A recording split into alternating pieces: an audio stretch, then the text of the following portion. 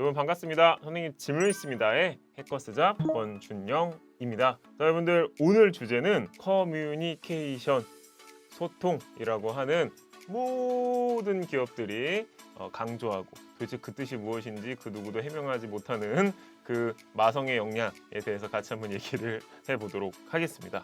구독과 좋아요, 바로 본론으로 얘기한 거라고 볼 수도 있긴 한데 대전제이기도 하고 정말 중요한 건 뭐냐면 소통의 원활과 소통의 강점이라는 단어는 정말 애매모호하기 때문에 요거는 일단 피해야 되겠다, 여러분들.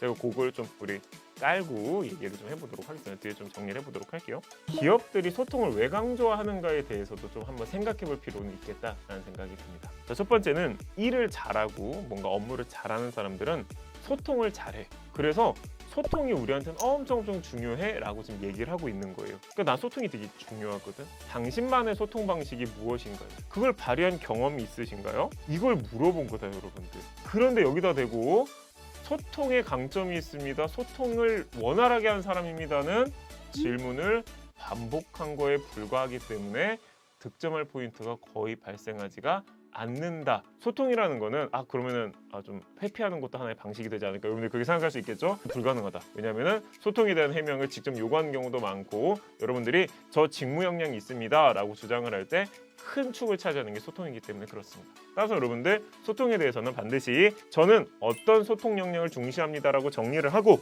내가 그걸 왜 중시하는지 이유 설명하고 관련 경험 갖다 붙이고 그 소통 방식이 내 직무에 얼마나 큰 가치를 가지는지 설명하는 방식으로 3, 4, 5, 600자 정리가 돼 있어야 된다. 그거 없이는 자소서든 면접이든 거의 대응이 어렵다라는 큰 틀에서 제가 얘기를 좀 해보고자 합니다. 자, 그러면 여러분들 그런 의문이 좀 남을 수 있겠다. 어떤 형태의 소통을 원하는 걸까, 기업들이? 여러분들에게 물어본 그리고 그걸 다 들었을 때 혹은 글로 봤을 때 야, 이 사람은 이런 식으로 소통을 하니까 신뢰를 얻겠구나, 설득을 잘하겠구나 를 확인하려고 이 문항을 물어보고 체크를 하는 거다에 대한 공감대가 있었으면 좋겠다. 즉 정리를 하면 지금 뭐예요? 기업이 소통을 중시하는 이유는 이 사람만의 소통 방식으로 신뢰를 얻고 뭔가 문제 상황에서는 설득을 하고 그런데 강점이 있겠구나, 그걸 측정하기 위해서 물어보는구나, 따라서 나도 그런 방식으로 대응을 해야 되겠구나, 써야 되겠구나라는 여러분들 부담감이 있었으면 좋겠다라는 겁니다. 자, 그러면 또 다른 문제가 있다. 어떤 유형의 키워드들이 다른 사람의 신뢰를 얻고 설득을 얻는 그런 소통의 방향성일까? 첫 번째는 근거와 준비라는 키워드 정도로 잡을 수 있겠다. 다른 사람 설득하고 신뢰 얻으려면 내가 좀 근거가 탄탄하든 아니면 저 사람이 나한테 어떤 말을 할까? 사전에 준비를 하든 이런 이론과 준비에 관련된 카테고리를 가지고 내가 약간 그런 소통을 지향하나? 그런 경험이 있나? 내 직무에서도 그렇게 하는 게 좋을까? 고민을 완료해야 되겠다. 이게 이제 한 카테고리고, 두 번째는 구체성이라는 게 있다. 제가 여러분들 혹시 어려울까봐 제가 얘기를 하면 굉장히 애매모호하게 말하는 사람들이 있다. 좋은 말 같긴 한데 다 듣고 났는데 어쩌라는 거지? 약간 이런 거 있잖아요, 그치? 그런 사람들이 신뢰 갖고 설득 안 되는 거예요. 그러니까 여러분들 한 영역이 뭐야? 구체적으로 마치 앞에 있는 것처럼 3D, 4D 약간 그런 느낌을 얘기하는 사람도 있다 이거예요. 다 듣고 나면 조금 투박하게 들렸을 수는 있으나 구체적이야. 그래서 내가 뭘 해야 될지, 뭘 고민할지 제시하는 사람. 그리고 기업들이 박수치고 야 좋다 이렇게 하는 카테고리의 마지막이 바로 간결함, 심플함에 있다, 여러분. 똑같은 얘기를 해도 사실상 핵심 요약적인 걸 이제 보면은 거의 유사한데 8장, 10장, 30장, 40분, 50분 얘기를 하는 사람과 사실상 알맹이는 똑같은데 원페이지로 얘기하고 한 3분 안에 컷하는 사람이 저는 차이가 크다고 생각합니다. 따라서 기업이 지금 보면 뭔가 구체적으로 설명하거나 간결하고 심플하게 얘기를 하거나 준비를 하거나 약간 요 정도 테마를 선호하는구나.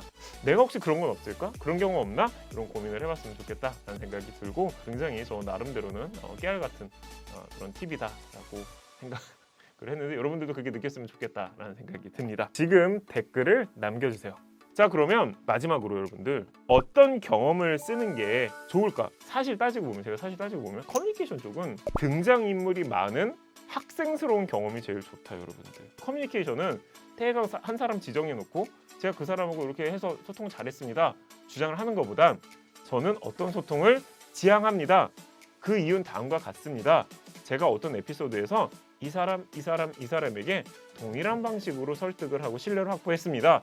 이런 방식으로 전개라는 게 훨씬 유리하다라는 얘기입니다. 따라서 학생스러운 경험, 등장인물이 많은, 저는 요걸 여러분들 좀 참고했으면 좋겠다라는 생각이 듭니다. 잘 정리하셨으면 좋겠고요.